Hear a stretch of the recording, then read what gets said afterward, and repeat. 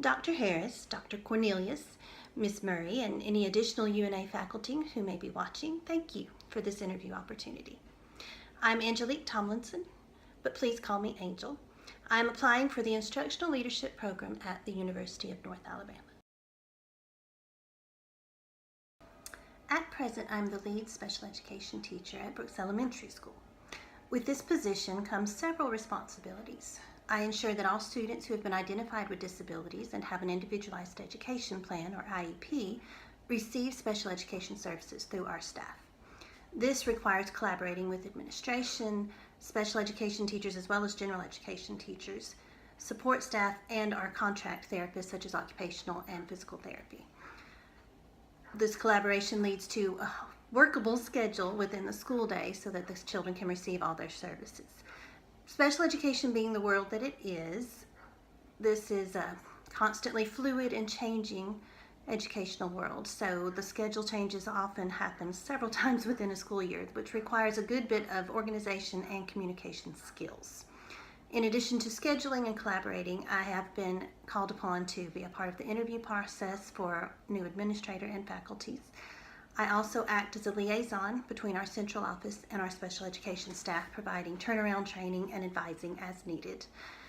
When we hire new teachers in special education, which has happened this year, I'm in charge of the mentoring process and training them as far as the legalities of special education, in addition to the processes of writing and implementing an individualized education plan. All of these are in addition to my regular teaching schedule, which includes co-teaching math and reading classes in 4th, 5th, and 6th grade. I also do pull-out intervention services, some intensive reading resource time for 4th, 5th, and 6th grade as well. Apart from my role as special education lead teacher, I am a certified dyslexia practitioner, both with the International Dyslexia Association as well as the Academy of Orton-Gillingham Practitioners and Educators. With this distinction, I often find myself in an advisory role county-wide on issues related to dyslexia and reading struggles. I have led professional development sessions for our school district for how to teach struggling readers and how to best use the resources available. I have shared resources with numerous administrators, counselors, and teachers across our district.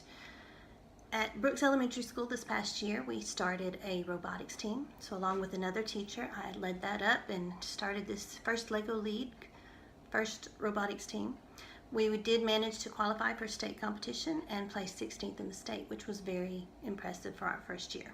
This next year we will be extending to 2 teams, and I look forward to seeing how they progress and improve this year. Outside of the education world, I serve at our church as a leader in children and youth and music ministries. This includes things such as leading worship or organizing vacation Bible schools, acting as camp counselors, and teaching Sunday school as well. I'm also involved with assisting the high school marching band, acting as a supervisor during games and competitions, as well as a director of groups during our extended band trips to places such as Philadelphia and Disney World. I have a lot of leadership responsibilities and experience from our time on the mission field. My husband and I were the only missionaries in the area of southern Chile while we were there, and we were responsible for motivating and organizing both Chilean and North American mission teams to come and help us in church planning among the Mapuche people, an indigenous people, the largest group in Chile. And after the 2010 8.8 earthquake in Chile, I became the director of finances and purchasing for all the disaster relief efforts that took place for several months after that earthquake, in which we provided food, water, and shelter for victims of that earthquake. In my view, an instructional leader needs specific traits and characteristics and abilities above and beyond that of a general education teacher. First and foremost, an instructional leader has to take ownership of his or her institution, school, or group. The responsibilities of making the hard decisions and dealing with the repercussions of those decisions require a certain strength of character and confidence. that's a necessary quality in this type of leader. This type of leader is willing to stand his or her ground and enforce set regulations and rules, but with fairness and consideration for each individual circumstance. Such a leader will end up gaining the respect and loyalty of his or her staff and the community in general. A true leader acts somewhat as a great general in an army. These generals provide effective training and instruction and practice at the same time that they're protecting their troops. So a great general also is always consistently observing and analyzing the front lines. How are things working? What's not working? They also will bring in new strategies and techniques and resources as needed. A great general, a great leader, is someone who has been there. They will not ask anything of their staff, their faculty, that they are not willing to do themselves or have not already done themselves. An instructional leader really sets the tone for a whole organization.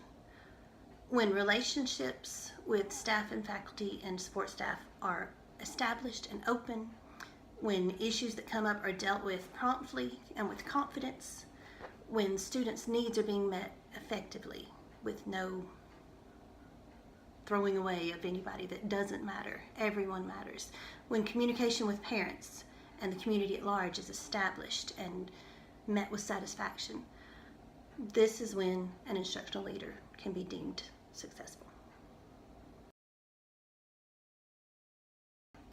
To be honest, it's a little difficult for me to pinpoint exactly what my particular career goals are for the future.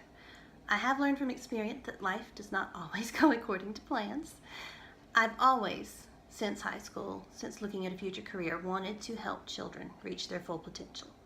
My initial plans were to be a family therapist. From there to teaching preschool, from there ended up as a missionary homeschooling mom, which led into being a dyslexia interventionist to help both my own children and other students that we came in contact with, and to most recently becoming a special education teacher.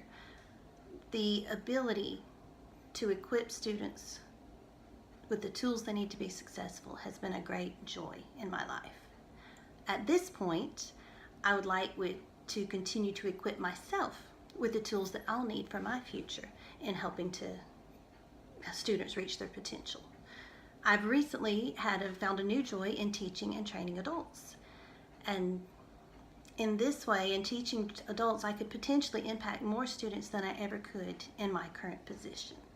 As an administrator or a director of special education, possibly a college professor one day, I would have the opportunity to direct the teachers and strategies and programs that would be used to impact students' lives.